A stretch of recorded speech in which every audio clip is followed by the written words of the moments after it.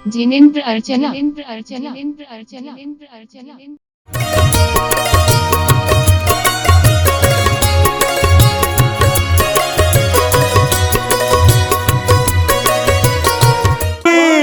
शासन नायक महावीर भगवान की, आचार्य विद्यासागर जी महाराज की, इंद्रध्वज मंडल विधान की, बोले प्रणम्य सागर जी महाराज की, अभिनंदन सागर जी महाराज की, अभिनंदन नाथ भगवान की, अहिंसामय विश्व धर्म के धर्मानुरागी महानुभावों।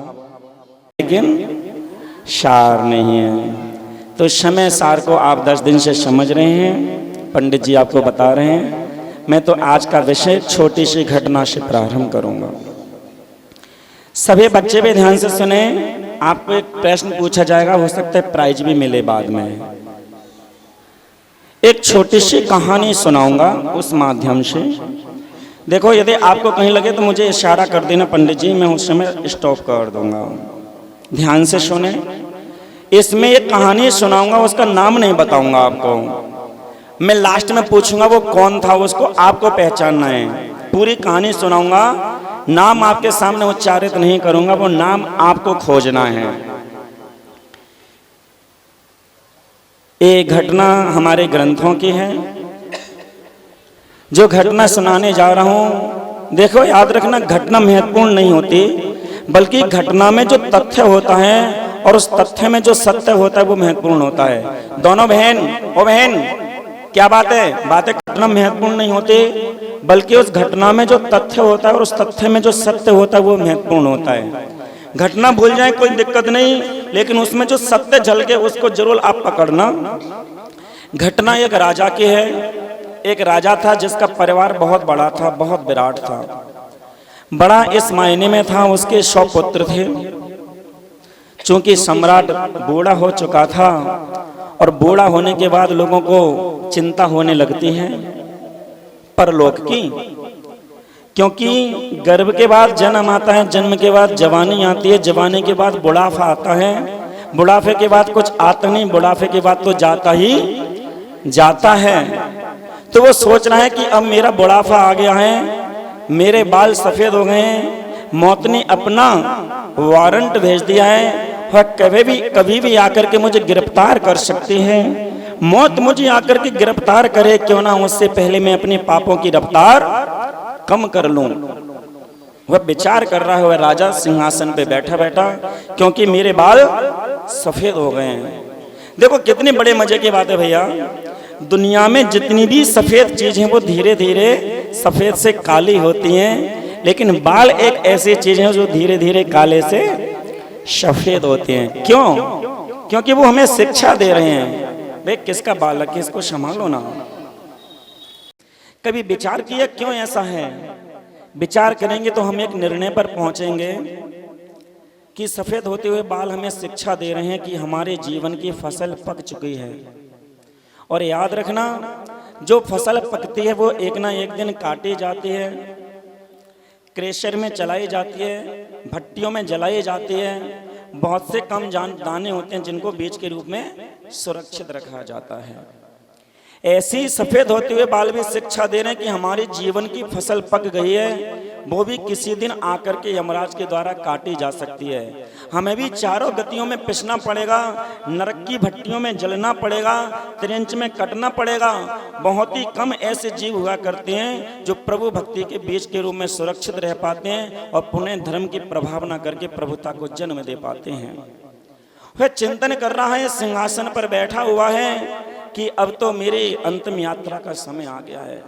मेरी सब यात्रा निकले उससे पहले मुझे शिव यात्रा की ओर निकल जाना चाहिए। मेरी अर्थी उठे उससे पहले जीवन का अर्थ समझ लेना चाहिए। क्यों ना इस कंकर जैसे जीवन को तीर्थंकर, शंकर और पैगंबर का रूप दे दूं। मौत आए उससे पहले मोक्ष की ओर निकल जाऊं, मौत के पहले मोक्ष की ओर निकल जाऊं, यह विचार उसके मन में चल रहा है। क्यों? क्योंकि मेरी जिंदगी का सूर्य डूबने वाला है। याद रखना सिरसागंज वालों, कभी आपने सूर्य को देखा होगा, सूर्य जिस आनंद के साथ उगता है उसी आनंद के साथ डूबता है। देखा है कभी? छत पे जाकर, बड़े बड़े शहरों में तो दिल्ली जैसे शहरों में मौका ही नहीं मिलता, क्योंकि 12 बजे सोते हैं, 10 बजे उठते हैं तो सूर्योदय ही नहीं देख पाते। दूसरा, इतनी ऊंची ऊंची बिल्डिंग है कि उनको सूर्य दिखाई ही नहीं देता कई घरों में। तो बता रहा था, सूर्य जिस आनंद के साथ उगता है उसी आनंद के साथ डूबता है। वही सुबह पशु पंछियों का झुंड दिखाई देता है, वही पशु पंछियों का झुंड शाम को दिखाई देता है। वही लालिमा सुबह दिखती है, वही लालिमा शाम को दिखाई देती है। अंतर होता है तो केवल इतना हुआ करता है कि सुबह होते ही पशु पंछी अपने घर घोंसले से बाहर निकलते हैं और सांझ होते ही अपने घर घोंसले में वापस आ जाते हैं। परंतु अनादि काल से निकला हुआ यह जीव अनंत सांझ बीतने पर भी आज तक अपने घर में वापस लौट करके नहीं आया। इस जीव का अगर यहाँ तो निगोद है, यहाँ सिद्ध शिलाएं, हम तो ये सफर कर रहे हैं इन गतियों में, मध्य लोक में अटके हुए हैं। आप गाते हैं ना, हम तो कबू न निज घर आए, हम तो कबू न निज घर आए, पर घर फिरत बहुत दिन बीते, नाम अनेक धराए, हम तो कबू न निज घर आए। इस प्रकार से वह सोच रहा है, अब मेरी जिंदगी का सूरज डूबने वाला है, नहीं, अब मुझे मोक्ष मार्ग पर लग जाना चाहिए। अब विचार करता है, अरे मैं तो दीक्षा लेकर के चला जाऊंगा, लेकिन, और याद रखना भाइयों, ये लेकिन, किंतु, परंतु, अगर, मगर, तगर हैं तो ये छोटे से शब्द, लेकिन जीवन की तरक्की में सबसे बड़े बाधक हुआ करते हैं। वो भी यही सोच रहा था, मैं तो दीक्षा लेके चला जाऊंगा, लेकिन मेरे बाद में मेरे राज्य का क्या होगा? कौन है जो मेरे राज्य का संचालन करे? यदि मैं चला गया और एक योग्य शासक को इस राजगद्दी पर नहीं बैठा तो मैं मेरी प्रजा का भविष्य बेकार हो जाएगा, मेरी प्रजा अंधेरे में चली जाएगी। इसलिए इसको एक योग्य शासक देना जरूरी है। अपनी प्रजा के भविष्य का हत्यारा सिद्ध होऊंगा यदि अंधेर नगरी चौपट राजा की स्थिति बन जाएगी। इसलिए पहले मेरा फर्ज है कि एक योग्य शासक को इस राजगद्दी पर बैठा दूं, क्योंकि डूबता हुआ भी सूरज दुनिया वालों को संदेशा देता है कि हे दुनिया वालों, मेरे डूबने के बाद में अंधेरा हो जाएगा। इसलिए एक छोटा सा दीपक, एक चिराग जलाए रखना जो रात भर अंधेरों से लड़ता रहे और मेरी कमी महसूस नहीं होने दे। मेरी भी जिंदगी का सूर्य डूब जाएगा, इसलिए मैं भी क्यों ना राजगद्दी पर एक योग्य शासक को बिठा जाऊं। अब प्रश्न आता है कि 100 बच्चे थे, किसको बिठाया जाए? बेटे कितने थे? सुन रहे हैं ना आप लोग? नाम नहीं बता रहा उस राजा का, आपसे पूछूंगा। प्रश्न था, विडंबना थी कि बच्चे 100 हैं, किसको योग्य शासक के लिए बिठाया जाए? प्राचीन काल में परंपरा हुआ करते थे और आज भी है कि बड़े बेटे को ही राजगद्दी दे, मरणोपरांत बड़े बेटी को ही पगड़ी बांधी जाती है। ये सनातन परंपरा आपकी प्राचीन काल से चली आ रही है। ऐसी पहले भी बड़े बेटे को उत्तराधिकारी बना दिया जाता था, भले उसमें एक योग्य शासक के गुण हो अथवा ना हो। और ना होते तो इसका कारण ये होता कि कई बार प्रजा बहुत डीप में चली जाते थे, वह देश बिछुड़ जाता था, अन्य लोग आक्रमण कर दिया करते थे और अंधेर नगरी चौपट राजा की स्थिति बन जाती थी।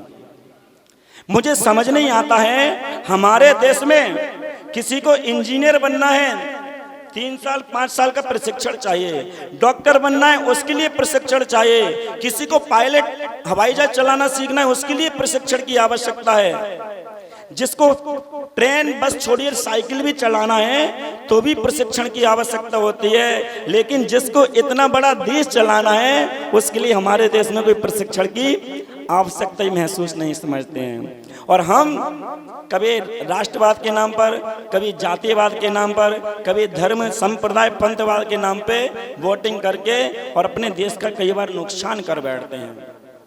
तो विचार करता है राजा की नहीं, ऐसा नहीं कि मेरा बड़ा बेटा ही गद्दी पर बैठे, जिसमें योग्य शासक के गुण होंगे उसको ही मैं इस गद्दी पे बैठाऊंगा।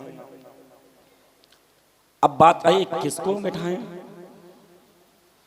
तो उसमें मंत्रियों से बैठ कर के मंत्रणा करता है, चर्चा करता है, सलाह करता है। जब सलाह होती है आपस में तो एक सॉल्यूशन निकालते हैं कि मंत्री या संतरी आदि कहते हैं कि महाराज सारे बच्चों का एक पेपर एग्जाम किया जाए, मतलब एक परीक्षा ली जाए और जो अपनी परीक्षा में उत्तीर्ण होगा उसको राजगद्दी पर बैठाया जाए, उत्तराधिकारी बनाया जाए। ठीक है, अगले ही दिन उनकी परीक्षा चालू हो जाती है। किसी को मालूम नहीं है, 100 के 100 पुत्रों के पास सूचना भेजी कि आज सारे पुत्र पिताजी के साथ बैठ कर के महल में भोजन करेंगे। सारे भाई बहुत खुश थे कि बहुत कभी कभी ऐसा अवसर हमें मिलता है, आज तो बड़ा सौभाग्य का दिन है कि हम एक साथ बैठ कर के पिताजी के साथ भोजन करेंगे। सारे भाई बड़ा आनंद और हर्ष था उनके मन में। सारे भाई पहुंच गए भोजन के लिए। 100 थालियां लगी हुई हैं, पाटे सजे हुए हैं, स्वर्णमय पात्रों में भोजन है 56 प्रकार का। हाथ पैर धो करके सारे के राजकुमार भोजन के लिए बैठते हैं और जैसे बैठते हैं एक गिलास तोड़ने को होते हैं। सुनिए, जैसे हुए राजकुमार भोजन के लिए बैठते हैं, आप लोग हम भैया आदि लोग जिस मुरैना विद्यालय में पढ़े बड़े प्रेम पूर्वक भोजन करते थे। कोई दक्षिण भारत का है, कोई मध्य भारत का, कोई उत्तर भारत का, एक अलग आनंद हुआ करता था। आपसे भी कहूंगा, यदि आप अपने घर में सुख शांति चाहते हैं, बरकत चाहते हैं, तो कम से कम रोज रोज नहीं तो महीने में एक बार पूरे परिवार के साथ बैठ करके भोजन किया करें। परिवार का अर्थ केवल इतना ही नहीं कि मैं और मेरे बीवी बच्चे हों। परिवार का अर्थ है जिनेंद्र अर्चना।